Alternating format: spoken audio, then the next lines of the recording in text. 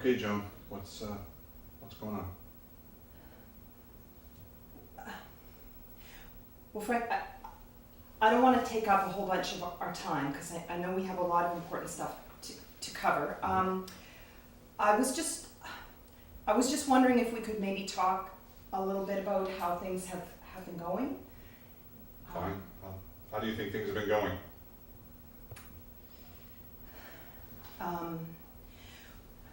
Well, I'm not trying to be critical or anything like that.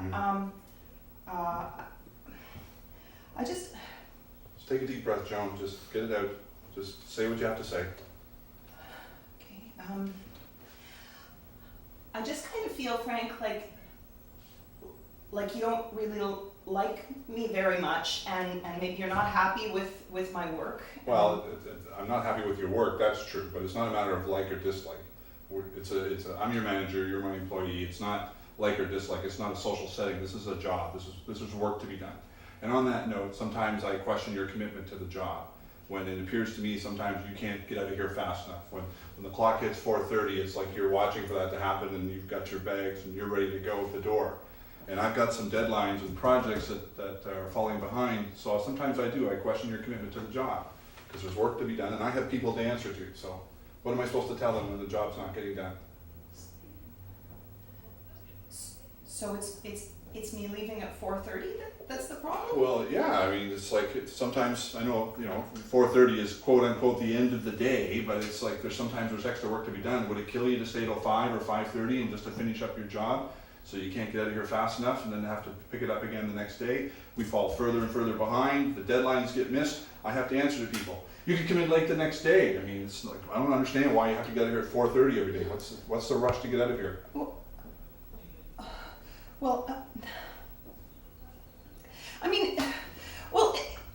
It says it's in the collective agreement. That's my contract. I'll be here from 8:30 to 4:30. There's more to a job than just a contract, Joan. There's a bigger picture here. It's not just a collective agreement from 8:30 to 4:30. Like I said, we could bend the rules a little bit. You could stay till 5:30, come in later the next day. That would be better than just rushing out here at 4:30 and then me having to explain that I can't make my deadlines because you can't do your job. Or you don't want to do your job. I don't know which it is. Well, I do want. Okay, it appears that I've upset you, so maybe this is not a good moment to be having this discussion right now. Why don't you go and compose yourself, and we'll have another meeting and we'll figure out what we can do to fix this problem. Okay.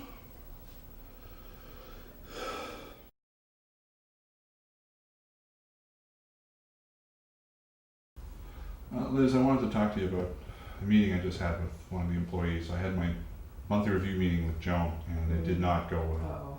Yeah, I was right. I started to try and explain to her what the situation was, and deadlines and programs and projects have to be completed, and she was trying to explain something to me, and then she started to get critical about that I wasn't giving her enough positive feedback, and I didn't like her, and I was trying to explain to her what this real situation was, and then she got upset, started to cry, and I couldn't deal with that, so I had to end the meeting at that point and just tell her we'd regroup and try something else. So I'm looking for advice, I guess. Well, you're going to have to head into another conversation with Joan. There's no question about it. How might you do things differently? Well, I don't want the same thing to happen before that happened last time. You remember you said I need to take a firmer approach to management. So perhaps my approach was a little too firm. So maybe I need to hear her out a bit more. I don't know. Maybe listen a bit more and let her finish her story. Come to think of it, I did interrupt her a couple of times when she was trying to tell me something. Doesn't sound like you got the story. Yeah, I don't think I did. So maybe until that's on the table, you're going to have a hard time finding a good resolution to the situation. Yeah, I'm just concerned about her leaving the office every day at 4:30, and I tried to explain that to her, but she just kept talking about the collective agreement that's what it was, and she has to go home at 4:30. Well, can I give you a few of my observations of Joan? That would be because great. She's worked with us for 4 years. Just as somebody not working as closely with her as you are, but just somebody observing her, she strikes me as somebody who over those 4 years has become increasingly stressed and strained. I don't see her smiling as readily as she did in her early years in the office. I think when I see an employee racing to get out the door, that tells me there are probably things beyond, maybe there are home pressures, maybe there are expectations on her that we don't know anything about, but that she really feels a strong obligation to responsibility she needs to fulfill. So I would, without delving into her personal life, give her an opportunity to share that with you if she can and if she will. Because even without details, for you to have that context helps you manage her during the day as well. Because if you can make some slight adjustments that allow her to feel like she's getting that balance, we'll probably see a lot more productivity out of her during the day and a happier employee. So I think it's worth a conversation. Yeah, I think you're right there, because I think maybe that's what she was trying to tell me, and then she got so upset she just felt she couldn't at that point. So the other thing I'd be watchful for is the collective agreement, and it sounded like there was some conversation around hours of work. Yeah. And while there are ways for us to expect or offer our staff the opportunity to work outside the standard hours of work, that needs to be managed. So that can't be you going to her at 4:15 saying stay till 5:30. Okay. So I've had lots of experience with that contract. Let's sit down with it together, or even sit down with Joan and say, as demands peak, as they do periodically, what are our options in terms of how the three of us can sit down and figure out how we'll deal with that. That would be wonderful if the three of us could sit down, because then she could get a better perspective, and we'd all get a better perspective of where everybody else is coming from and understand it better. That would certainly help me. Well, there'd be some parameters around it, so she wouldn't feel that 4:30 returned to 5:30 or 6:30 or 7:30. Yeah. Especially if there's some pressure on her outside work. And as you head into the second conversation, try to give some honest reflection on the first. That'll help, I think, set a much better tone for your conversation with Joan. Yeah, I think it probably are an apology for relax. jump on her so quickly. Yeah. You know what? We all reflect sometimes on our own responses, and they weren't. I get upset when people cry, I guess. So I need it's to. hard. Yeah, It's yeah, hard. Yeah. Yeah, those are hard things to observe, and it's hard to remember what you're trying to achieve, ultimately. Well, thanks, Liz. This was very helpful. I'll take that information, and Okay. we'll have another meeting, and I'm sure it'll be much more successful. Yeah, and we'll chat again. We'll get her there. Thanks. You're welcome.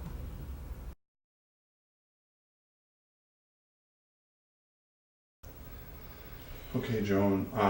I'd like to start off this meeting by acknowledging the fact that our last meeting didn't go very well, and I could have probably handled things quite a bit better than I did.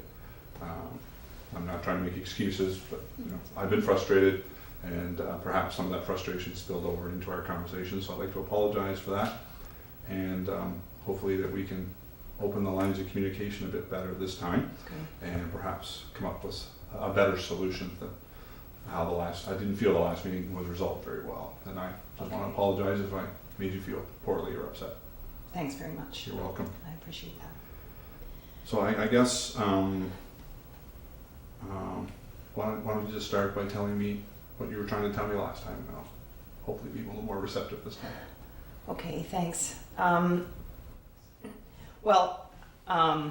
I guess I just really feel, and I guess maybe it's because of when I've been leaving or other things, but I've just really felt that I really do care about this job, and I've genuinely been trying really hard to work hard for you and be efficient and do a good job, but I felt that I guess I just haven't been hearing very much positive feedback, and or really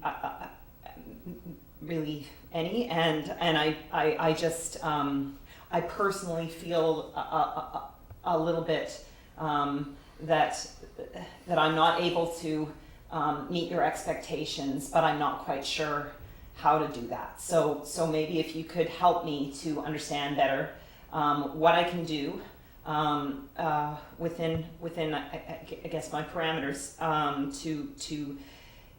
to really show how dedicated I am to the job and meet your expectations well, that would be great. Okay, well that's helpful. Okay. Because I want to help you. I want you to be successful in this job. I believe that you are dedicated to the job and that you want to do a good job, and I want to help you do that. Right. I guess what I'm trying to convey to you is that I'm wondering if there's some way we can reach an agreement between the two of us and the collective agreement Right. to help you be successful and me be successful in meeting some of the deadlines. I know that your collective agreement says that you end work at 4:30, and I'm wondering maybe we can work out some sort of arrangement that not all the time, maybe sometimes, maybe you can work a bit later or maybe come in earlier in the morning or something. The other thing that I'd like to talk about too, if you're comfortable with that, is there something happening maybe outside of work that's causing you to be stressed, or that you feel that you're unable to do? Like, what are your parameters, I guess? Is there anything I should know or that I need to know that will help me help you be more successful when you are here?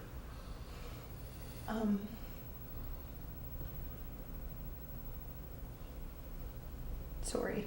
That's okay. Take your time. Here, would you like a Kleenex, or do you want to take a break, or I'll get you some water if you'd like. Oh, it's okay. I'm okay. All right. Okay. I'm really sorry, Frank. It's just, it's a bit personal, and Okay. and I guess that the 4:30 thing, it just kind of, it touches a bit of a nerve. I don't really like to talk to people about it because Okay. it's just, I'm just kind of dealing with it. But I have a medical condition, and I have to take this medication, and I have to take it at 5 o'clock every day, and I have to take it at home because I can't drive after I take it for 5 hours, Okay. because it makes me drowsy. So Okay. so that's where the 4:30 thing is coming from, Frank. I'm just really worried about making sure I get home on time and take this, because otherwise, things could get out of control. Okay. Well, we don't want that to happen, and I'm glad you told me that. I'm glad you feel you could tell me that. You've worked here a long time, and you're a good employee, and I want to continue that relationship. I want to help you succeed and be even better. So if you have to leave at 4:30 because of your medical condition, again, maybe we can work out some sort of agreement where you maybe can come in a little earlier, or perhaps work through part of your lunch or something. Okay. I can sit down with my manager, and perhaps the three of us can sit down, we can work something out that would be more conducive for you, so that you feel less stress from me, I feel less stress from my manager. Okay. We're all working together to solve everybody's issues. Does that sound reasonable to you? Yeah, or maybe even I could definitely look at like the lunch hour. The early morning is a little bit harder for Okay. me because of the kids, but Right. the lunch hour, we could totally look at that. Or maybe also there's some things I could do from home, like if you wanted to send me home with like a task, I could do that. I could email it to you. That's a great Skype. idea. That's a great idea. Sure, we could work out. You could do some of your work at home. Okay. I don't see why you couldn't take some of the files home with you and do Okay. your work when you're Okay. feeling more comfortable with that. Oh, that's great. If that works for you, that would certainly work for me. That would be excellent. Like, I have Okay. no problem with that. I was worried maybe some of them were too confidential, or like I shouldn't be taking them out of the No, office. you've been here a long time. I think I can trust you with confidential information. Okay. So don't worry Oh, about that. oh, thanks. Okay. All right. So Great. how are you feeling now about things? A little bit better? Yeah, I'm glad that. I'm sorry I didn't tell you earlier about the medical thing. I'm kind of embarrassed about it, to be honest. Well, but, that's fine. It's your personal business, and it's not really any of mine, so you don't have to tell me any more. That's fine. Okay. I was making incorrect assumptions because I didn't have enough information. Right. Now Yeah. that I have the information, I understand where you're coming from. Okay. We can work through this, I'm sure. Great. Okay. And Okay. maybe if we could like meet, like maybe just have a quick like 5-minute meeting every Mhm. morning or something like that. So you could tell me like what was going okay and what was behind, and then I'd have more of an idea of whether I was like really meeting your expectations or not. Why don't we do that? Okay. It sounds like you want more feedback. Yeah, that would Okay. really help. Well, then absolutely, I'll be more than happy to give that to you. Sure. Okay. That's great. great. Okay. Thanks, Frank. You're welcome. Sometimes conversations go badly, particularly when emotions are displayed. Many managers don't know how to handle the situation. Take ownership if you didn't handle it appropriately. Active listening and reflecting back in order that the person feels heard can be helpful strategies in these situations. It's okay to reschedule to give you and others time to get better results. Challenging assumptions is also important. Joan thought Russ didn't like her.